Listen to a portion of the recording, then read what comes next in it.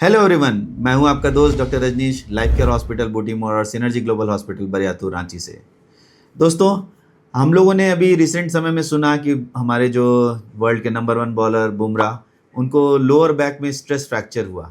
तो आज चलिए उसी के बारे में बात करते हैं कि क्या होता है लोअर बैक स्ट्रेस फ्रैक्चर और किनको हो सकता है। क्या हमको आपको भी हो सकता है या सिर्फ स्पोर्ट्स पर्सन को ही होता है। दोस्तों, जैसा कि मैं पहले अपने वीडियोस में बता चुका हूँ, जैसे ये हमारी रीढ़ की संरचना है, जिस तरह से हमारा बैकबोन बना हुआ है। अगर आप इसको ध्यान से देखें तो हमारे जो यहाँ पे बोन का पार्ट होता है, जिसको पार्स इंट्रा आर्टिकुलरिस कहते हैं, इसी जगह पे लगातार स्ट्रेस पड़ते रहने से ये स्ट्रेस फ्रैक्चर हो सकता है। कहने का मतलब कि अगर आप किसी एक खास काम को बार बार ऐसा कुछ कर रहे हैं, जिसमें किसी का काम है ऐसा कि बार बार उठाना है वजन, नीचे झुकना है वजन उठाना, नीचे झुकना है वजन उठाना, तो उन केसेस में भी हमें स्ट्रेस फ्रैक्चर हो सकता है। जो प्लेयर्स खास करके जैसे कोई जिम्नास्ट हो या कोई फुटबॉल प्लेयर हो, क्रिकेटर हो, वेट लिफ्टर हो, तो इन लोगों को भी लगातार स्ट्रेस इंजरीज या रिपीटेटिव इंजरीज होने की वजह से ये स्ट्रेस फ्रैक्चर हो सकता है।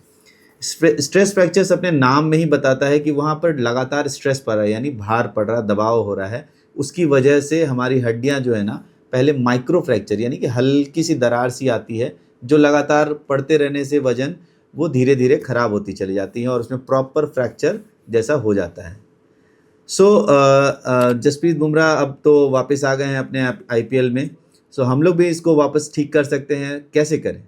अगर आप में से किसी को भी लगातार वजन उठाने का काम हो और अगर लग रहा हो कि उसकी वजह से हमें भी स्ट्रेस फ्रैक्चर हो सकता है, तो आप अपने आपको पहले एक नियरेस्ट ऑर्थोपेडिक सर्जन से मिलें। वहाँ जाके एमआरआई या सीटी स्कैन करवाने के लिए बोला जाएगा, उसको करवाएं और देखें उसमें कोई माइक्रो फ्रैक्चर्स या फिर स्ट्रेस फ्रैक्चर तो नहीं हो रहा है। अगर वैसा है तो इसमें सबसे कॉमनली जो किया जाता है वो दिया जाता है बेड रेस्ट।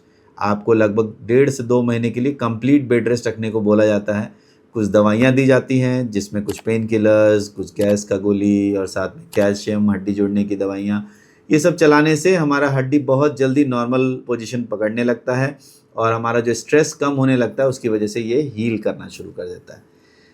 दोस्तों, अगर आप में से भी किसी को ऐसा महसूस होता हो कि हमारा काम ऐसा है जिसमें कि लगातार हमारे बैक पे स्ट्रेस पड़ रहा है और हमारे बैक में पेन रह रहा है, तो इसको प्लीज़ इग्नोर नहीं करें। अपने नियरेस्ट ऑर्थोपेडिक सर्जन से मिलें या फिर हमसे संपर्क करें यहाँ दिए गए नंबर पे।